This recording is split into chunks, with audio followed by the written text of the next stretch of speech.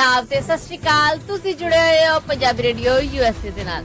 Punjabi radio USA दे national अते international radio network दे नाल साढ़े सब डिजिटल प्लेटफॉर्म्स जिन्हें फेसबुक, यूट्यूब, इंस्टाग्राम अते टिकटॉक ते सब वेखण ते सुनण वालियां नूं अपडेट पाकिस्तान च जी आयां नूं आखने आ। मैं हां आप सब दे नाल मौजूद परवीन मसूद ते मेरे नाल साथ देण लई मौजूद ने मसूद मलिक जी। मसूद जी आयां जी। बहुत धन्यवाद परवीन। मेरे वालों भी सब दर्शकों नूं, सब ਸਰੋਤਿਆਂ ਨੂੰ ਦੋਵੇਂ ਹੱਥ ਜੋੜ ਕੇ ਸਲਾਮ ਆਦਾਬ ਸਤਿ ਸ੍ਰੀ ਅਕਾਲ। ਅੱਜ ਦੇ ਅਪਡੇਟ ਪਾਕਿਸਤਾਨ 'ਚ ਅੱਜ ਜਦੋਂ ਅਮਰੀਕਾ 'ਚ 27 ਅਪ੍ਰੈਲ 2026 ਦਾ ਦਿਨ ਡੁੱਬ ਚੁੱਕਿਆ ਔਰ ਪਾਕਿਸਤਾਨ 'ਚ 28 ਅਪ੍ਰੈਲ 2026 ਦਾ ਦਿਨ ਚੜ ਚੁੱਕਿਆ ਹੈ। ਪਾਕਿਸਤਾਨ ਦੇ ਨਾਲ ਜੁੜੀਆਂ ਵੱਡੀਆਂ ਖਬਰਾਂ ਦੇ ਇਸ ਬੁਲਟਨ 'ਚ ਆਪ ਸਭ ਨੂੰ ਜੀ ਆਇਆਂ ਨੂੰ ਕਹਿੰਦੇ ਆ। ਹਫਤੇ 'ਚ 5 ਜਣੇ ਖਬਰਾਂ ਅਸੀਂ ਲੈ ਕੇ ਆਉਂਦੇ ਆ ਔਰ ਮੰਡੇ ਟੂ ਫਰਾਈਡੇ ਜੇ ਇਹਨਾਂ ਖਬਰਾਂ ਤੁਸੀਂ ਸਪਾਂਸਰ ਕਰਨਾ ਹੋਵੇ ਤਾਂ ਸਾਡਾ ਟੈਲੀਫੋਨ ਨੰਬਰ ਹੈ ਜੀ 408 272 5200 4082725200। ਵਧਨੇ ਖਬਰਾਂ ਲੈ ਜੀ। ईरान ने पाकिस्तान राही अमरीका अगे कुछ नवीं शर्तां रखियां ने। की शर्तां ने मसूद? ਗੱਲਬਾਤ ਵੱਲੋਂ ਤੇ ਸਾਫ਼ ਇਨਕਾਰੀ ਹੋ ਗਏ। ਡੋਨਲਡ ਟਰੰਪ ਹੋਣਾ ਨੇ ਵੀ ਫਿਰ ਵਾਪਸ ਬੁਲਾਏ ਕਿ ਭੇਜੇ ਹੀ ਨਹੀਂ ਤੇ ਹੁਣ ਮਾਮਲੇ ਅੱਜ ਜਦੋਂ ਅਮਰੀਕਾ 'ਚ ਡੋਨਲਡ ਟਰੰਪ ਹੋਣੇ ਬਾਕਾਇਦਾ ਈਰਾਨ ਜੰਗ ਦੇ ਬਾਰੇ ਆਪਣੀ ਸਲਾਮਤੀ ਦੇ ਜਾਂ ਮੁਲਕੀ ਡਿਫੈਂਸ ਦੇ ਆਲਾ ਜ਼ਿੰਮੇਦਾਰਾਂ ਦਾ ਇਕੱਠ ਕਰ ਰਹੇ ਨੇ। ਉਦੋਂ ਇੱਕ ਖਬਰ ਏਜੰਸੀ ਇਹ ਦਾਅਵਾ ਕਰ ਰਹੀ ਹੈ ਕਿ ਈਰਾਨ ਨੇ ਜਿਹੜੇ ਬੈਕ ਟੂ ਬੈਕ ਫੇਰੇ ਲਾਏ ਨੇ ਨਾ ਉਹਨਾਂ ਦੇ ਲੀਡਰਾਂ ਨੇ, ਅਬਾਸ ਅਰਾਕਚੀ ਜਿਹੜੇ ਉਹਨਾਂ ਦੇ ਫਾਰਨ ਮਿਨਿਸਟਰ ਨੇ, ਉਹਨਾਂ ਨੇ ਪਾਕਿਸਤਾਨ ਦੇ ਅੱਗੇ ਉਹਨਾਂ ਨੇ ਕੁਝ ਸ਼ਰਤਾਂ ਧਰਤੀਆਂ ਕਿ ਇਹ ਅਮਰੀਕਾ ਨੂੰ ਦੇ ਦੇ। ਉਹਨਾਂ ਸ਼ਰਤਾਂ ਦੇ ਵਿੱਚ ਪਹਿਲੀ ਮੰਗ ਤੇ ਇਹ ਕੀਤੀ ਗਈ ਹੈ ਕਿ ਅਮਰੀਕਾ ਆਬਨਾਏ ਹਰਮ, ਜਿੱਦਾਂ ਈਰਾਨ ਨੇ ਨਾਕਾਬੰਦੀ ਕੀਤੀ ਹੈ, ਅਮਰੀਕਾ ਨੇ ਉਸ ਨਾਕਾਬੰਦੀ ਤੋਂ ਬਾਹਰ ਇੱਕ ਨਾਕਾਬੰਦੀ ਕਰ ਲਈ ਹੈ ਕਿ ਠੀਕ ਹੈ ਜੇ ਤੂੰ ਲੰਘਣ ਨਹੀਂ ਦੇਣੇ ਤੇ ਤੇਰੇ ਵਾਲੇ ਪਾਸੇ ਜਿਹੜੇ ਜਹਾਜ਼ ਜਾਂ ਸ਼ਿਪ ਆਣਗੇ ਉਹਨਾਂ ਨੂੰ ਮੈਂ ਨਹੀਂ ਲੰਘਣ ਦੇਣਾ। ਉਹਨਾਂ ਆਖਿਆ ਜੀ ਪਹਿਲਾਂ ਤੇ ਇਹ ਮਕਾਇਆ ਇਹ ਨਾਕਾ ਜਿਹੜੇ ਇਹ ਅਮਰੀਕਾ ਮਕਾਇਆ, ਦੂਜਾ ਅਮਰੀਕਾ ਉੱਕਾ ਪੁੱਕਾ ਜੰਗ ਬੰਦ ਕਰੇ, ਕੋਈ ਸਮਝੌਤੇ ਕੋਈ ਸ਼ਰਤਾਂ ਜਿਹੜੀਆਂ ਇਹਨਾਂ ਨੂੰ ਬਿਲਕੁਲ ਜੰਗ ਨੂੰ ਬੰਦ ਹੋ ਜਾਵੇ। ਇਹ ਦੋ ਸ਼ਰਤਾਂ ਅਮਰੀਕਾ ਮੰਨ ਲੈਂਦਾ ਹੈ ਤੇ ਅਸੀਂ ਵੀ ਆਬਨਾਏ ਹਰਮ ਖੋਲ ਦਿੰਨੇ। ਯਾਨੀ ਦੁਨੀਆ 'ਚ ਇਸ ਵੇਲੇ ਤੇਲ ਦੇ ਰੇਟ ਜਿਹੜੇ ਤਾਂ ਕਰਨ ਬਿਆਨਡੇ ਨੇ ਇਹ ਇਰਾਨੀ ਨਾਕਾਬੰਦੀ ਕਾਰਨ ਉਹਨੂੰ ਇਹਨਾਂ ਦੋਹਾਂ ਸ਼ਰਤਾਂ ਦੇ ਨਾਲ ਈਰਾਨ ਖੋਲਣ ਲਈ ਤਿਆਰ ਹੈ।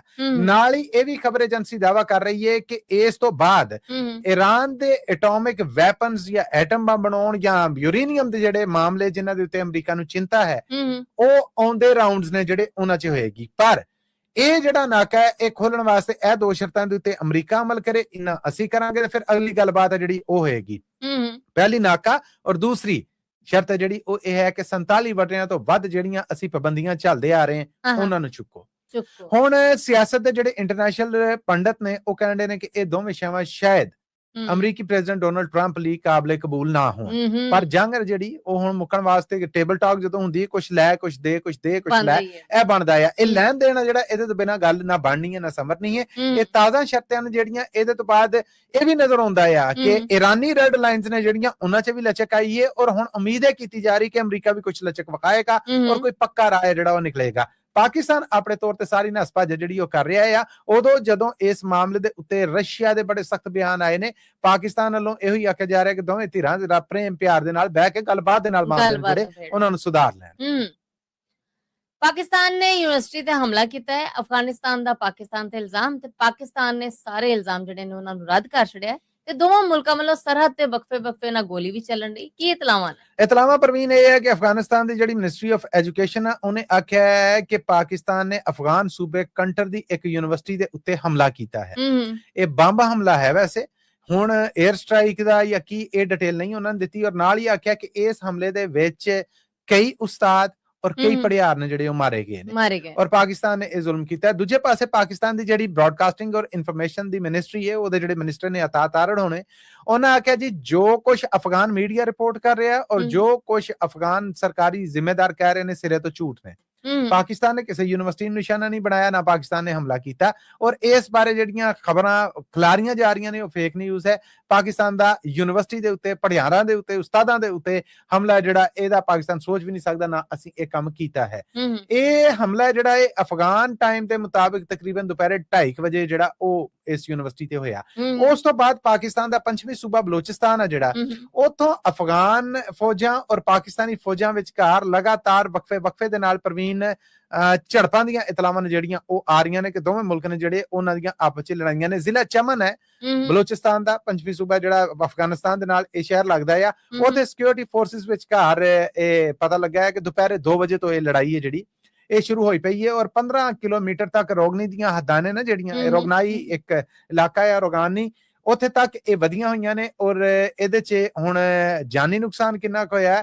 ਚਮਨ ਸ਼ਹਿਰ ਦਾ ਜਿਹੜਾ ਡਿਸਟ੍ਰਿਕਟ ਹੈੱਡਕੁਆਟਰ ਹਸਪਤਾਲ ਆ ਉਹਦੇ ਇੰਚਾਰਜ ਡਾਕਟਰ ਦੇ ਨਾਲ ਜਦੋਂ ਬਰਤਾਨਵੀ ਮੀਡੀਆ ਦੀ ਗੱਲਬਾਤ ਹੋਈ ਹੈ ਤੇ ਉਹਨੇ ਆਖਿਆ ਕਿ ਜੀ 3 ਬੰਦੇ ਨੇ ਜਿਹੜੇ ਉਹ ਫੱਟਰ ਹਾਲਤ 'ਚ ਲਿਆਂਦੇ ਗਏ। ਹਜੇ ਤੱਕ ਹਲਾਕਤ ਦੀ ਤਸਦੀਕ ਨਹੀਂ ਹੋਈ, ਪਰ ਇਹ ਫੱਟਰ ਬੰਦਿਆਂ ਦੇ ਹੋਣ ਦਾ ਮਤਲਬ ਹੈ ਕਿ ਦੋਵੇਂ ਪਾਸੇ ਗੋਲੀ ਚੱਲ ਰਹੀ ਹੈ ਔਰ ਵਕਫੇ ਦੇ ਨਾਲ ਚੱਲ ਰਹੀ ਹੈ। ਜੀ, ਲਾਹੌਰ ਹਾਈ ਕੋਰਟ ਨੇ ਪਾਸਪੋਰਟ ਤੇ ਇਮੀਗ੍ਰੇਸ਼ਨ ਰੂਲ ਬਾਰੇ ਕੋਈ ਫੈਸਲਾ ਦਿੱਤਾ ਹੈ ਜੋ ਡੰਕੀ ਦੇ ਬਾਰੇ ਚ ਹੈ। ਕੀ ਅਦਾਲਤੀ ਫੈਸਲਾ ਆਇਆ ਮਸੂਦ? ਇਹ ਅਸਲ 'ਚ 2 ਜੱਜਾਂ ਦਾ ਬੈਂਚ ਆ ਜੀ, ਜਸਟਿਸ ਹਸਨ ਅਜ਼ਹਰ ਰਿਜ਼ਵੀ ਹੋਣੇ ਔਰ ਉਹਨਾਂ ਦੇ ਨਾਲ ਇੱਕ ਜੱਜ ਨੇ। ਇੱਕ ਬੰਦਾ ਸੀਗਾ ਜਿਹੜਾ ਈਰਾਨ ਗਿਆ, ਜਾਲੀ ਵੀਜ਼ੇ ਤੇ ਗਿਆ ਜਾਂ ਕਿਸੇ ਤਰ੍ਹਾਂ ਵੀ ਗਿਆ, ਪਾਕਿਸਤਾਨ ਤੋਂ ਚਲਾ ਗਿਆ, ਈਰਾਨ 'ਚ ਫੜਿਆ ਗਿਆ, ਗ੍ਰਿਫਤਾਰ ਹੋਇਆ, ਉਹਨਾਂ ਨੇ ਪਾਕਿਸਤਾਨ ਡਿਪੋਰਟ ਕਰਤਾ। ਪਾਕਿਸਤਾਨ ਜਦੋਂ ਡਿਪੋਰਟ ਹੋਇਆ ਆ ਤੇ ਡਿਪੋਰਟ ਹੋਏ ਬੰਦੇ ਦਾ ਪਾਕਿਸਤਾਨ 'ਚ ਆਉਂਦੇ ਹੀ ਪਾਸਪੋਰਟ 5 ਸਾਲਾਂ ਲਈ ਫ੍ਰੀਜ਼ ਕਰ ਦਿੱਤਾ ਜਾਂਦਾ ਹੈ, ਯਾਨੀ ਉਹ ਇੰਟਰਨੈਸ਼ਨਲ ਸਫ਼ਰ ਨਹੀਂ ਕਰ ਸਕਦਾ। 5 ਸਾਲਾਂ ਤੋਂ ਬਾਅਦ ਵੀ ਉਹਨੇ ਕਈ ਸਵਾਲਾਂ ਦੇ ਜਵਾਬ ਦੇਣੇ ਹੁੰਦੇ ਨੇ ਤਾਂ ਉਹਦਾ ਨਵਾਂ ਪਾਸਪੋਰਟ ਜਾਂ ਤੇ ਬਣਾਇਆ ਜਾਂਦਾ ਜਾਂ ਪਿਛਲੀ ਪਾਬੰਦੀ ਚੁੱਕੀ ਜਾਂਦੀ ਹੈ। ਉਸ ਰੂਲ ਦੇ ਤਹਿਤ ਇਹ ਕੰਮ ਹੋਇਆ। ਉਹ ਬੰਦੇ ਨੇ ਅਦਾਲਤ 'ਚ ਚੈਲੰਜ ਕਰ ਦਿੱਤਾ ਕਿ ਜੀ ਮੇਰਾ ਪਾਸਪੋਰਟ ਕਿਉਂ ਉਹਨਾਂ ਨੇ ਫ੍ਰੀਜ਼ ਕੀਤਾ, ਜਾਂ ਈਰਾਨ ਤੋਂ ਅੱਗੇ ਦੀਆਂ ਉਹਦੀਆਂ ਕੋਈ ਤਾੜੀਆਂ ਹੋਣੀਆਂ ਜਿਹੜੀਆਂ ਉਹਨੇ ਲਾਉਣੀਆਂ ਹੋਣੀਆਂ ਜਾਂ ਉਡਾਰੀਆਂ ਉਹਦੀਆਂ ਤੈਅ ਸਨ। ਉਹ ਜਿਹੜਾ ਫੈਸਲਾ ਸੀਗਾ ਅਦਾਲਤ ਨੇ ਕਿਹਾ ਜੀ ਇਹ ਪਾਸਪੋਰਟ ਫ੍ਰੀਜ਼ ਕਰਨ ਦਾ ਕੰਮ ਜਿਹੜਾ ਇਹ ਗੈਰ ਕਾਨੂੰਨੀ ਹੈ। ਇਹ ਬੰਦੇ ਦੀ ਜਿਹੜੀ ਰਸਦਾ ਬਣਾਉਂਦੀ ਹੈ ਉਹ ਤੁਸੀਂ ਜ਼ਰੂਰ ਇਹਨੂੰ ਤਾਂ ਪਾਸਪੋਰਟ ਇਹਦਾ ਫ੍ਰੀਜ਼ ਨਹੀਂ ਕਰ ਸਕਦੇ। ਇਹ ਫਿਰ ਸਰਕਾਰ ਵੱਲੋਂ ਇਸ ਕੇਸ ਨੂੰ ਚੈਲੰਜ ਕਰ ਦਿੱਤਾ ਗਿਆ ਪਾਸਪੋਰਟ ਔਰ ਇਮੀਗ੍ਰੇਸ਼ਨ ਵੱਲੋਂ ਲਾਹੌਰ ਹਾਈ ਕੋਰਟ 'ਚ। ਲਾਹੌਰ ਹਾਈ ਕੋਰਟ ਨੇ ਫਿਰ ਪਿਛਲੀ ਅਦਾਲਤ ਦਾ ਫੈਸਲਾ ਰੱਦ ਕਰ ਦਿੱਤਾ ਹੈ। ਜਿਹੜਾ ਤੁਸੀਂ ਪੁੱਛਿਆ ਡੰਕੀ ਦੇ ਨਾਲ ਜੁੜਿਆ, ਇਹਦੇ 'ਚ ਜਸਟਿਸ ਹਸਨ ਅਜ਼ਹਰ ਰਿਜ਼ਵੀ ਹੋਣੇ ਜਿਹੜੇ ਉਹਨਾਂ ਪੁੱਛਿਆ ਇਹ ਡੰਕੀ ਵਾਲਾ ਕੇਸ ਹੈ ਨਾ, ਉਹ ਸਰਕਾਰੀ ਮਹਿਕਮੇ ਗਿਆ ਜੀ ਸਰ ਜੀ ਹਜ਼ੂਰ ਇਹੋ ਹੀ ਇਹ ਜਿਹੜਾ ਬੰਦਾ ਆ ਇਹਦਾ ਕੀ ਰੋਲਾ। ਉਹਨਾਂ ਆਖਿਆ ਜੀ ਇਹ ਰੋਲਾ ਹੈ, ਕਹਿਣ ਡਿਆ ਕਿ ਮੇਰਾ ਪਾਸਪੋਰਟ ਕਿਉਂ ਫ੍ਰੀਜ਼ ਕੀਤਾ। ਇਹ ਆਪ ਡੰਕੀ ਲਾ ਕੇ ਗਿਆ ਸੀਗਾ ਜੀ, ਇਹ ਤੇ ਡਿਪੋਰਟ ਹੋ ਕੇ ਆਇਆ, ਇਹ ਲੋਕਾਂ ਕੋਲੋਂ ਪੈਸੇ ਲੈ ਕੇ ਵੀ ਭੇਜਦਾ ਆ। ਹੁਣ ਇਹਨਾਂ ਸਵਾਲਾਂ ਤੋਂ ਬਾਅਦ ਉਹਨਾਂ ਆਖਿਆ ਕਿ ਜੀ ਅਸੀਂ FIA ਕੋਲ ਪੁੱਛਿਆ ਨਹੀਂ। ਜੱਜ ਸਾਹਿਬ ਨੇ ਜਿਹੜੀ ਦਿਲਚਸਪੀ ਦੇ ਨਾਲ ਪੁੱਛਿਆ, ਪਤਾ ਨਹੀਂ ਕਿਸੇ ਨੂੰ ਭੇਜਣਾ ਆ, ਰੇਟ ਦਾ ਪਤਾ ਕਰਨਾ ਆ ਜਾਂ ਕੋਈ ਟਿਕਾ ਕੇ ਸਜ਼ਾ ਦੇਣੀ ਹੈ। ਇਹ ਤੇ ਹੁਣ ਆਉਣ ਵਾਲੇ ਦਿਨਾਂ ਦੇ ਵਿੱਚ ਕੇਸ ਤੁਰੇਗਾ ਤੇ ਪਤਾ ਲੱਗੇਗਾ ਇਸ ਬਾਰੇ ਜੀ। ਪੱਤਰਕਾਰ ਫਖਰੂ ਰਹਿਮਾਨ ਨੂੰ ਅਦਾਲਤ ਵੱਲੋਂ ਜ਼ਮਾਨਤ ਲੱਭ ਗਈ ਹੈ। ਇਹਨਾਂ ਦੇ ਕੇਸ ਕੀ ਸੀ? ਕੇਸ ਇਹਨਾਂ ਦੇ ਪ੍ਰਵੀਨ ਇਹ ਸੀ ਕਿ ਇਹਨਾਂ ਨੇ ਪਾਕਿਸਤਾਨੀ ਫੌਜ ਦੇ ਖਿਲਾਫ ਔਰ ਪਾਕਿਸਤਾਨੀ ਸਰਕਾਰੀ ਮਹਿਕਮੇ ਫੈਡਰਲ ਸਰਕਾਰ ਦੇ ਮਹਿਕਮੇ ਨੇ ਜਿਹੜੇ ਉਹਨਾਂ ਦੇ ਖਿਲਾਫ ਇੱਕ ਪੋਸਟ ਪਾਈ। ਹੁਣ ਪੋਸਟ ਜਦੋਂ ਪਾਈ ਤੇ ਉਹ ਹਾਲਾ ਲਾਲਾ ਮਚ ਗਈ। ਉਸ ਤੋਂ ਬਾਅਦ ਇਹਨਾਂ ਨੂੰ ਇਸਲਾਮਾਬਾਦ ਤੋਂ ਗ੍ਰਿਫਤਾਰ ਕਰ ਲਿਆ ਗਿਆ। ਗ੍ਰਿਫਤਾਰ ਕੀਤਾ NCCIA ਦੇ ਮਹਿਕਮੇ ਨੇ, ਅਦਾਲਤ 'ਚ ਪੇਸ਼ ਕੀਤਾ ਗਿਆ। ਅਦਾਲਤ 'ਚ ਪੇਸ਼ ਕਰਕੇ ਆਖਿਆ ਕਿ ਸਰੀਰਕ ਰਿਮਾਂਡ ਦਿਓ। ਅਦਾਲਤ ਨੇ ਜੁਡੀਸ਼ੀਅਲ ਰਿਮਾਂਡ ਦੇ ਦਿੱਤਾ, ਸਰੀਰਕ ਰਿਮਾਂਡ ਨਹੀਂ ਦਿੱਤਾ। ਉਹ 4 ਦਿਨ ਦੀ ਪੁੱਛ ਪਰਚੀਤ ਤੋਂ ਬਾਅਦ ਹੁਣ ਦੁਬਾਰਾ ਅਦਾਲਤ 'ਚ ਪੇਸ਼ ਕੀਤਾ ਗਿਆ। ਅਦਾਲਤ 'ਚ ਜਦੋਂ ਪੇਸ਼ ਕੀਤਾ ਗਿਆ ਤੇ ਇਸ ਪੱਤਰਕਾਰ ਫਖਰੂ ਰਹਿਮਾਨ ਦੇ ਵਕੀਲ ਨੇ ਅਦਾਲਤ ਨੂੰ ਇਹ ਆਖਿਆ ਕਿ ਜੀ ਮੇਰੇ ਮੌਕਲ ਨੇ ਕੋਈ ਖਬਰ ਆਪ ਨਹੀਂ ਕੜੀ ਜਾਂ ਕੋਈ ਦਾਵਾ ਆਪ ਨਹੀਂ ਕੀਤਾ। ਇੱਕ ਧਾਰਮਿਕ ਲੀਡਰ ਨੇ ਇੱਕ ਪੋਸਟ ਕੀਤੀ ਹੈ, ਉਹਨੇ ਉਹ ਫੜ ਕੇ ਸ਼ੇਅਰ ਕਰ ਦਿੱਤੀ ਹੈ, ਅੱਗੋਂ ਲੋਕਾਂ ਨੇ ਸ਼ੇਅਰ ਕਰ ਲਈ ਹੈ, ਉਹ ਤੇ ਹਜੇ ਵੀ ਉਹਦੇ ਉੱਤੇ ਕਾਇਮ ਆ। ਸਰਕਾਰ ਹੈ ਜਿਹੜੀ ਉਸ ਧਾਰਮਿਕ ਲੀਡਰ ਦੇ ਖਿਲਾਫ ਕੋਈ ਕਾਰਵਾਈ ਨਹੀਂ ਕਰਨ ਡਈ। ਮੇਰਾ ਮੌਕਲ ਹੈ ਜਿਹੜਾ ਉਹਦੇ ਉੱਤੇ ਮੁਕੱਦਮਾ ਧੱਕੇ ਦੇ ਨਾਲ ਬਣਾ ਲਿਆ ਗਿਆ ਹੈ, ਇਹ ਜ਼ਿਆਦਤੀ ਹੈ। ਅਦਾਲਤ ਨੇ ਜ਼ਮਾਨਤ 1 ਲੱਖ ਦੇ ਮਚਲਕਿਆਂ ਜੇ ਮਨਜ਼ੂਰ ਕੀਤੀ ਤੇ ਉਹਨਾਂ ਆਖਿਆ ਜੀ ਮਚਲਕੇ ਨੇ ਜਿਹੜੇ ਇਹ 50,000 ਦੇ ਕਰ ਦਿੱਤੇ ਜਾਣ। 50,000 ਦੇ ਮਚਲਕਿਆਂ ਤੋਂ ਬਾਅਦ ਇਹ ਜ਼ਮਾਨਤ ਜਿਹੜੀ ਇਹ ਮਨਜ਼ੂਰ ਹੋ ਗਈ। ਪਰ NCCIA ਦਾ ਮਹਿਕਮਾ ਜਿਹੜਾ ਉਹ ਇਸ ਬਾਰੇ ਤਫਤੀਸ਼ ਔਰ ਪੁੱਛਗਿੱਛ ਕਰਦਾ ਰਹੇਗਾ। ਪਰ ਹਜੇ ਤੱਕ ਇਹ ਤੰਦ ਨਹੀਂ ਨਿਕਲ ਰਿਹਾ ਕਿ ਉਹ ਲੀਡਰ ਜਾਂ ਉਹ ਧਾਰਮਿਕ ਬੰਦਾ ਜਿਹਦੀ ਪੋਸਟ ਨੂੰ ਇਹਨਾਂ ਨੇ ਆਪ ਬਣਾ ਕੇ ਜਾਂ ਜਿੱਦਾਂ ਵੀ ਐਜ਼ ਇਟ ਇਜ਼ ਵਾਇਰਲ ਕੀਤਾ ਜਾਂ ਉਹਦੇ ਖਿਲਾਫ ਕੀ ਕਾਰਵਾਈ ਹੋ ਰਹੀ ਹੈ। 18 ਸਾਲ ਤੋਂ ਨਿੱਕੀ ਉਮਰ ਦੀ ਪੰਜਾਬ ਵਾਸੀ ਕੁੜੀ ਦਾ ਵਿਆਹ ਜੁਰਮ ਹੈ। ਪੰਜਾਬ ਅਸੈਂਬਲੀ ਦੇ ਵਿੱਚ ਬਿੱਲ ਮਨਜ਼ੂਰ ਹੋ ਗਿਆ। ਕੀ ਜਾਣਕਾਰੀ ਹੈ? ਜਾਣਕਾਰੀ ਪ੍ਰਵੀਨ ਇਹ ਹੈ ਕਿ ਇਹਦੇ ਬਾਰੇ ਨਾ ਸਿਰਫ ਇਹ ਬਿੱਲ ਮਨਜ਼ੂਰ ਹੋਣ 'ਚ ਸਰਕਾਰੀ ਜਾਂ ਹੁਕਮਰਾਨ ਜਿਹੜੀ ਜਮਾਤ ਹੈ ਉਹਨੇ ਹਮਾਇਤ ਕੀਤੀ, ਸਰਕਾਰ ਮੁਖਾਲਫ ਧੜਿਆਂ ਨੇ ਵੀ ਇਹਦੀ ਰੱਜ ਕੇ ਹਮਾਇਤ ਕੀਤੀ ਹੈ। ਰੋਲਾ ਇਹ ਹੈ ਕਿ ਸਾਡੇ ਸਾਹਮਣੇ ਹੀ ਆ 13 14 ਸਾਲਾਂ ਦੀਆਂ ਕੁੜੀਆਂ ਵਿਆਹ ਦਿੱਤੀਆਂ ਜਾਂਦੀਆਂ ਨੇ। ਇਹ ਨਿਕਾਹ ਕਰ ਛੱਡੋ, ਇਹ ਸਿਆਣੀ ਹੁੰਦੀ ਹੈ ਤੇ ਇਹਨੂੰ ਤੋਰਨੇ ਆ। ਜਦੋਂ ਨਿਕਾਹ ਕਰ ਛੱਡਿਆ 13 ਸਾਲਾਂ ਦੀ 14 ਸਾਲਾਂ ਦੀ ਕੀਤਾ 15 16 ਚ ਸੱਸ ਬਿਮਾਰ ਹੋ ਜਾਂਦੀ, ਉਹ ਧੱਕੇ ਨਾਲ ਕੁੜੀ ਦੀ ਰੁਖਸਤੀ ਕਰ ਦਿੱਤੀ ਜਾਂਦੀ। ਇਹ ਜਦੋਂ ਮਾਮਲਾ ਹੋਇਆ ਤੇ ਇਹਦੇ 'ਚ ਮਨਜ਼ੂਰੀ ਸਹਿਮਤੀ ਦੇ ਨਾਲ ਹੋਈ। ਪਰ ਇੱਕ ਹਕੂਮਤੀ ਵਜ਼ੀਰ ਨੇ, ਵਜ਼ੀਰ ਤੇ ਨਹੀਂ ਕਿਹਾ ਜਾ ਸਕਦਾ, ਹਕੂਮਤੀ ਮੈਂਬਰ ਨੇ ਜ਼ੁਲਫਕਾਰ ਅਲੀ ਸ਼ਾਹ, ਉਹਨਾਂ ਨੇ ਇਹਦੇ ਤੇ ਸਖਤ ਇhtਜਾਜ ਕੀਤਾ। ਉਹਨਾਂ ਕਹਿੰਦੇ ਸਰਕਾਰ ਇਹ ਧੱਕਾ ਕਰ ਰਹੀ ਹੈ। 18 ਸਾਲ ਦੀ ਉਮਰ ਦੀ ਕੁੜੀ ਦਾ ਵਿਆਹ ਆ ਜਿਹੜਾ ਉਹ ਤੇ ਤੁਸੀਂ ਕਰ ਦਿੱਤਾ ਗਿਆ, ਪਰ ਜੇ ਕੋਈ ਕੁੜੀ ਜਾਂ ਮੁੰਡਾ ਇਸ ਤੋਂ ਪਹਿਲਾਂ ਵਿਆਹ ਕਰਨਾ ਚਾਹੁੰਦੇ ਨੇ ਤੇ ਚਲੋ ਇੰਨੀ ਗੁੰਜਾਇਸ਼ ਤੇ ਰੱਖੋ ਕਿ ਉਹ ਅਦਾਲਤ ਕੋਲੋਂ ਇਜਾਜ਼ਤ ਦੇ ਲੈਣ। ਕਿਸੇ ਦੀ ਮਾਂ ਨਹੀਂ ਰਹੀ, ਕਿਸੇ ਦਾ ਪਿਓ ਨਹੀਂ ਕੁੜੀ ਦਾ ਰਿਹਾ, ਉਹ ਰਿਸ਼ਤੇਦਾਰਾਂ ਦੇ ਰਹਿਮੋ ਕਰਮ ਦੇ ਉੱਤੇ ਆ ਤੇ ਕਮ ਸੇ ਕਮ ਉਹਨੂੰ ਵਿਆਹ ਕਰਕੇ ਕਿਸੇ ਤੇ ਸਪੁਰਦ ਕਰ ਦੇਣਾ ਕੋਈ ਜੁਰਮ ਤੇ ਨਹੀਂ ਹੈ। ਅਦਾਲਤ ਤਸਦੀਕ ਕਰ ਲਵੇ ਹਾਲਾਤ ਉਹ ਵਾਕਿਆਤ ਨੇ ਜਿਹੜੇ ਉਹ ਇਹੋ ਜਿਹੇ ਹੋਣ। ਜਦੋਂ ਮਿੱਥ ਦਿੱਤਾ ਗਿਆ ਕਿ ਇਸ ਉਮਰ ਦਾ ਵਿਆਹ ਨਹੀਂ ਹੋਣਾ, ਇਹ ਧੱਕਾ ਹੈ। ਕੁਝ ਹਾਲਾਤੋਂ ਵਾਕਿਆਤ ਕੰਡੀਸ਼ਨਲਸ ਨੇ ਜਿਹੜੇ ਸ਼ਰਤਾਂ ਦੇ ਨਾਲ ਜੋੜ ਕੇ ਜਿਹੜੀ ਹੈ ਉਹਦਾ ਸਿਰ ਢੱਕਣਾ ਕੋਈ ਤਹਫੁਜ਼ ਜਿਹੜਾ ਹੈ ਉਹਦੇ ਵਾਸਤੇ ਇਹਦੇ 'ਚ ਇਹ ਵੀ ਸ਼ੱਕ ਪਾਓ ਕਿ ਜੇ ਅਦਾਲਤ ਦੀ ਇਜਾਜ਼ਤ ਦਿੰਦੀ ਹੈ ਤੇ ਫਿਰ ਇਹਦੇ ਤੇ ਕੋਈ ਇਤਰਾਜ਼ ਨਹੀਂ ਹੋਣਾ ਚਾਹੀਦਾ। ਇਹਦੇ ਤੇ ਫਿਰ ਹਕੂਮਤੀ ਸੂਬਾ ਵਜ਼ੀਰ ਨੇ ਜਿਹੜੀਆਂ ਉਜ਼ਮਾ ਬੁਖਾਰੀ ਹੋਣੇ ਜਿਹੜੀਆਂ ਸੂਬੇ ਦੀਆਂ ਇਤਲਾਮਾਂ ਦੀ ਵਜ਼ੀਰ ਨੇ, ਉਹਨਾਂ ਆਖਿਆ ਜੀ ਕੁੜੀ ਨੂੰ ਤਾਂ ਪਤਾ ਨਹੀਂ ਹੁੰਦਾ ਕਿ ਉਹਦਾ ਵਿਆਹ ਹੋਣ ਡਿਆ, ਉਹ ਤੇ ਇੰਨੀ ਮਾਸੂਮ ਹੁੰਦੀ ਹੈ ਕਿ ਉਹਨੂੰ ਪਤਾ ਲੱਗਣ ਡਿਆ ਮੈਂ ਮਹਿੰਦੀ ਲਾਉਣ ਡਈ, ਮੈਂ ਵੋਟੀ ਬਣਨ ਡਈ। ਇਹ ਹਨੇਰ ਆ, ਸਮਝ ਬੁੱਝ ਆ ਜਿਹੜੀ ਉਹ ਹੋਣੀ ਚਾਹੀਦੀ ਹੈ, ਜਿਹਦੇ ਨਾਲ ਉਹਦਾ ਵਿਆਹ ਹੋਣਾ ਚਾਹੀਦਾ ਆ। ਉਹ ਉਸ ਵਿਆਹ ਲਈ ਰਾਜ਼ੀ ਵੀ ਹੈ ਜਾਂ ਨਹੀਂ ਰਾਜ਼ੀ, ਇੰਨੀ ਕੁ ਹੋਸ਼ ਆ ਜਿਹੜੀ ਉਹ 18 ਸਾਲ ਦੀ ਉਮਰ 'ਚ ਆਉਂਦੀ ਹੈ। ਇਸ ਕਰਕੇ ਅਸੀਂ ਇਹ ਕੀਤਾ ਆ। ਹੁਣ ਗੱਲ ਗੁੰਝਲਦਾਰ ਬਣੀ ਪਈ ਹੈ। ਉਹਨਾਂ ਦੇ ਇਤਰਾਜ਼ ਇਹ ਨੇ ਕਿ ਜੀ ਤੁਸੀਂ ਸ਼ਰੀਅਤ ਨੂੰ ਵਾਇਲੇਟ ਕਰ ਰਹੇ ਜੇ।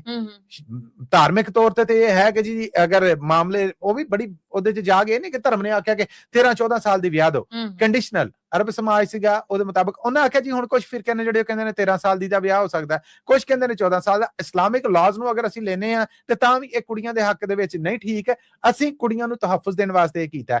ਫਿਰ ਉਹ ਜ਼ੁਲਫਕਾਰ ਅਲੀ ਸ਼ਾਹ ਉਹਨਾਂ ਦਾ ਇਹ ਆਖਣਾ ਹੈ ਕਿ ਜੇ ਤਹਫੁਜ਼ ਦਿੱਤਾ ਹੈ ਤੇ ਮੈਂ ਫਿਰ ਕਹਿਣ ਡਿਆ ਮੈਂ ਇਸ ਤਹਫੁਜ਼ ਦੇ ਖਿਲਾਫ ਨਹੀਂ, ਮੈਂ ਇਹਨੂੰ ਕੰਡੀਸ਼ਨਲ ਕਰਨ ਨਾਲੋਂ ਕਹਿਣ ਡਿਆ ਕਿ ਅਦਾਲਤ ਫੈਸਲਾ ਕਰ ਲੇ ਕਿ ਇਹ ਮੁੱਦਾ ਆ, ਇਹ ਮਸਲਾ ਆ, ਇਹਦੇ ਕਾਰਨ ਕੁੜੀ ਦੀ ਉਮਰ ਥੋੜੀ ਹੈ, ਵਿਆਹ ਦੀ ਇਜਾਜ਼ਤ ਦਿੱਤੀ ਜਾਏ। ਅਦਾਲਤ ਅਗਰ ਦੇ ਦਿੰਦੀ ਹੈ ਤੇ ਫਿਰ ਅਸੈਂਬਲੀ ਨੂੰ ਕੀ ਇਤਰਾਜ਼ ਆ, ਪਰ ਮਾਮਲਾ ਖਟਾਈ 'ਚ ਪੈ ਗਿਆ ਜੀ। ਮਸੂਦ ਦੇ ਨਾਲ ਹੀ ਅਸੀਂ ਆਪਣੇ ਸਰੋਤਿਆਂ ਕੋਲ ਲੈਣੀ ਇਜਾਜ਼ਤ, ਪਰ ਜਾਣ ਤੋਂ ਪਹਿਲੇ ਉਹੀ ਇੱਕ ਗੱਲ ਜਿਹੜੀ ਸੀ ਹਰ ਵਾਰ ਕਰਨੇ ਹੁੰਨੇ ਆ। ਇਹ ਖਬਰਾਂ ਤੁਸੀਂ ਪੰਜਾਬੀ ਰੇਡੀਓ ਯੂਐਸਏ ਦੇ ਨੈਸ਼ਨਲ ਔਰ ਇੰਟਰਨੈਸ਼ਨਲ ਰੇਡੀਓ ਨੈਟਵਰਕ ਦੇ ਨਾਲ ਸਾਡੇ ਡਿਜੀਟਲ ਪਲੇਟਫਾਰਮ ਜਿਨ੍ਹਾਂ 'ਚ ਪੰਜਾਬੀ ਰੇਡੀਓ ਯੂਐਸਏ ਦਾ ਫੇਸਬੁੱਕ ਹੈ, YouTube ਹੈ, ਇੰਸਟਾਗ੍ਰਾਮ ਹੈ, ਇਹਦੇ ਤੇ ਵੇਖ ਵੀ ਸਕਦੇ ਜੇ। ਹਫ਼ਤੇ 'ਚ 5 ਦਿਨ ਪਾਕਿਸਤਾਨ ਦੇ ਨਾਲ ਜੁੜੀਆਂ ਖਬਰਾਂ ਦਾ ਇਹ ਬੁਲੇਟਿਨ ਲੈ ਕੇ ਅਸੀਂ ਮੰਡੇ ਟੂ ਫਰਾਈਡੇ ਤੁਹਾਡੀ ਸੇਵਾ 'ਚ ਹਾਜ਼ਰ ਹੁੰਨੇ ਆ। ਪਾਕਿਸਤਾਨ ਦੇ ਨਾਲ ਜੁੜੀਆਂ ਇਹ ਖਬਰਾਂ ਨੇ ਜਿਹੜੀਆਂ ਜੇ ਤੁਸੀਂ ਇਸ ਕਾਬਲ ਸਮਝਦੇ ਜੇ ਕਿ ਤੁਹਾਡੇ ਕਾਰੋਬਾਰ ਔਰ ਵਪਾਰ ਦੇ ਵਧਾਅ ਵਾਸਤੇ ਫਾਇਦੇਮੰਦ ਹੋ ਸਕਦੀਆਂ ਤੇ ਇਹਨਾਂ ਨੂੰ ਸਪਾਂਸਰ ਵੀ ਕਰੋ। ਸਪਾਂਸਰਸ਼ਿਪ ਲਈ ਸਾਡਾ ਟੈਲੀਫੋਨ ਨੰਬਰ ਹੈ ਜੀ 408-272-5200 4082725202। ਇਹਦੇ ਨਾਲ ਹੀ ਅਪਡੇਟ ਪਾਕਿਸਤਾਨ ਦੇ ਵਿੱਚੋਂ ਸਾਨੂੰ ਤੇ ਇਜਾਜ਼ਤ। ਅਗਲੇ ਅਪਡੇਟ ਪਾਕਿਸਤਾਨ ਤੱਕ ਲਈ ਮੇਰਾ ਤੁਹਾਡਾ ਸਾਡਾ ਸਾਰਿਆਂ ਦਾ ਰੱਬ ਰਾਖਾ।